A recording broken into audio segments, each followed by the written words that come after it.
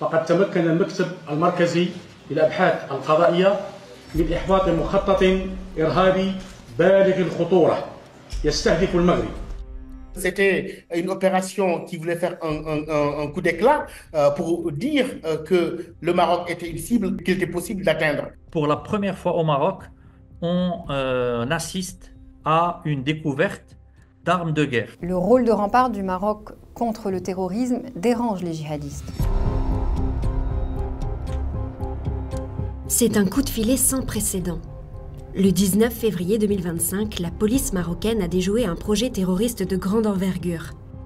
Le démantèlement d'une cellule de l'État islamique a conduit à l'interpellation de 12 suspects marocains, âgés de 18 à 40 ans. Les premiers éléments de l'enquête montrent que ces individus qui vivaient tous au Maroc ont été formés en ligne, recrutés en ligne, formés à fabriquer notamment des bombes artisanales. Et ils étaient en contact en permanence avec un haut cadre de Daesh, au Sahel, le Libyen Abdelrahman Sahraoui. Les perquisitions ont aussi permis de découvrir des produits chimiques servant à confectionner des engins explosifs improvisés. Cette grande opération a mené à la découverte et à la saisie d'un arsenal d'armes de guerre, dont 2 Kalachnikov, des pistolets, des fusils de chasse et des munitions. Le petit arsenal de guerre a été découvert dans la province des Rachidia, près de la frontière algérienne. Une zone reculée soupçonnée d'être une base arrière logistique pour la cellule récemment neutralisée. D'après le PSIJ, cette cellule terroriste visait à établir une base de l'État islamique au Maroc. Il y a régulièrement des opérations de démantèlement de cellules djihadistes au Maroc, mais celle-ci, elle est particulièrement marquante par sa taille, par son envergure et par le fait qu'elle a été déployée simultanément dans 9 villes distinctes du royaume. في مدن العيون والدار البيضاء وفاس وتونات وطنجة وأزمور وقرسيف وولاية تيمة وتمسنا بضواحي مدينة الرباط. Attentat à la bombe, meurtre, incendie criminel. Le plan des djihadistes, qui étaient sur le point de passer à l'acte, était de perpétrer une série d'attentats simultanés. Leur cible, des personnalités, des lieux emblématiques et des intérêts étrangers au Maroc. Leur but, déstabiliser le royaume. Les personnes qui ont été arrêtées voulaient s'attaquer à un pays qui est en pleine effervescence, qui se prépare à accueillir des événements très importants comme la Coupe d'Afrique des Nations en 2025 et le Mondial en 2030. Le Sahel est désormais l'épicentre du terrorisme en Afrique. Plus de la moitié des meurtres liés à des groupes terroristes dans le monde ont lieu dans cette région, selon les Nations Unies.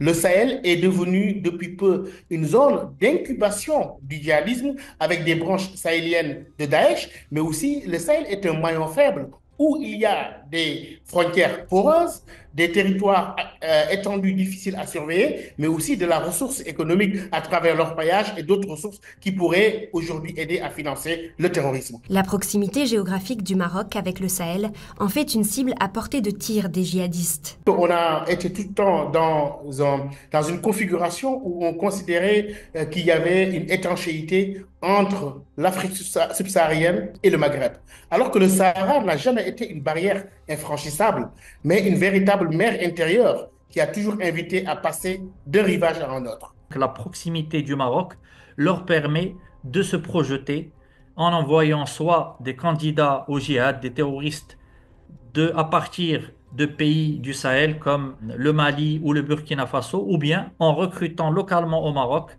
des candidats au djihad auxquels on va demander de passer à l'acte et commettre des attaques sur le sol marocain. D'après le PSIJ marocain, la branche sahélienne de l'EI est déterminée à exporter ses opérations vers plusieurs régions du monde, dont le Maroc. Ce pays se prévaut d'être un îlot de stabilité dans ce Maghreb, mais aussi ce pays développe aussi un contre-narratif et un islam qui pourrait avoir de l'influence au Sahel à travers la formation des imams, à travers aussi la vulgarisation du dogme acharite qui est complètement aux antipodes du dogme salafiste, le lit idéologique du terrorisme que Daesh est en train de promouvoir en Afrique et dans le monde. La menace terroriste grandissante au sein du royaume peut aussi s'expliquer par des alliances stratégiques qui dérangent. Depuis le 11 septembre 2001, le Maroc se positionne comme un partenaire privilégié des États-Unis dans la lutte contre le terrorisme. avec une coopération très avancée entre les sécuritaires marocains et les agences de renseignement comme la CIA, le FBI, mais aussi avec le Pentagone. Donc, il constitue un rempart contre le terrorisme dans toute la région en fait, sahélienne. Et dans cette mesure, le Maroc est une cible privilégiée pour Daesh et pour les djihadistes de tous bords. La relation privilégiée entre Rabat et Washington a aussi permis au royaume de normaliser ses relations avec Tel Aviv. La signature des accords d'Abraham en 2020 entre le Maroc et Israël, qui a rétabli des relations de coopération économique mais aussi sécuritaire entre les deux pays, a constitué un point d'inflexion, puisque ces accords sont perçus comme une provocation par les extrémistes. Ça a été dit par Abdelrahman Sahraoui, le commanditaire, dans une déclaration. Le Maroc est visé d'abord pour son partenariat stratégique et militaire avec Israël, qui est décrit comme l'entité sioniste ennemie de l'islam. Ils s'appuient en fait sur cet élément dans leur narratif pour attirer de nouvelles recrues. Depuis 2003, date des attentats suicides de Casablanca, les plus meurtriers de son histoire, le Maroc a mis en place une stratégie de lutte antiterroriste. La réussite du Maroc, c'est avant tout une stratégie d'anticipation et non de réaction. Donc cette stratégie proactive a pour but d'aller lutter contre la prolifération de cellules terroristes avant que ces cellules terroristes ne passent à l'acte. Coordination étroite entre les forces de défense et de sécurité, maillage du territoire, collecte de l'information sur le terrain, mais aussi échange de renseignements grâce à des partenariats stratégiques noués avec les agences américaines de renseignement, mais aussi avec les services espagnols et français notamment. L'expertise du Maroc dans le domaine de la surveillance est reconnue à l'international et sollicitée lors d'événements planétaires tels que le Mondial 2022 au Qatar ou encore les JO de Paris en 2024. Pour lutter contre la menace externe, la seule solution qui existe maintenant, c'est une coopération franche et efficace entre les différents pays, entre les voisins, entre les services de sécurité. Pourquoi? Parce que le terrorisme, c'est une menace commune à laquelle il faut rapporter une réponse commune. Mais la crise diplomatique entre Alger et Rabat pourrait entraver les efforts marocains de lutte antiterroriste. Il y a une rupture des relations diplomatiques entre les deux pays depuis plusieurs années maintenant, et ça rend la sécurisation de la zone sahélienne et du Sahara, d'une manière générale, particulièrement difficile. Le Sahara occidental est d'autant plus complexe à contrôler en raison du conflit entre le Polisario, soutenu par l'Algérie, et le Maroc. Je crois que cette zone-là est une zone très très importante pour les groupes terroristes qui en général essayent de créer ou de susciter ou de profiter de zones d'instabilité pour préparer des attentats et menacer des pays qui peut-être étaient loin de l'épicentre du djihadisme sahélien. Des liens ont d'ailleurs été établis entre d'anciens membres du Polisario et l'État islamique au Grand Sahara.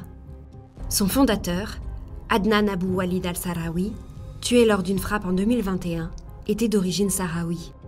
Au-delà du tout sécuritaire, le Maroc a opté pour une stratégie plus globale pour lutter contre le terrorisme, en se basant notamment sur l'éducation et l'encadrement religieux. Les autorités au Maroc ont compris que pour essayer de juguler ce fléau du terrorisme, il fallait s'attaquer au mal, aux racines du mal. Depuis 2017, le pays a mis en place des programmes de déradicalisation. La direction générale de l'administration pénitentiaire a pu faire bénéficier à des détenus qui sont arrêtés pour des crimes ou des délits en lien avec des opérations terroristes de tout un programme pour essayer de faire comprendre à ces personnes leur mauvaise compréhension des textes de l'islam. Un autre volet de la stratégie antiterroriste semble indispensable: s'attaquer aux ressorts socio-économiques de l'extrémisme. Les niches de radicalisation violente se trouvent très souvent dans l'intersection de trois éléments.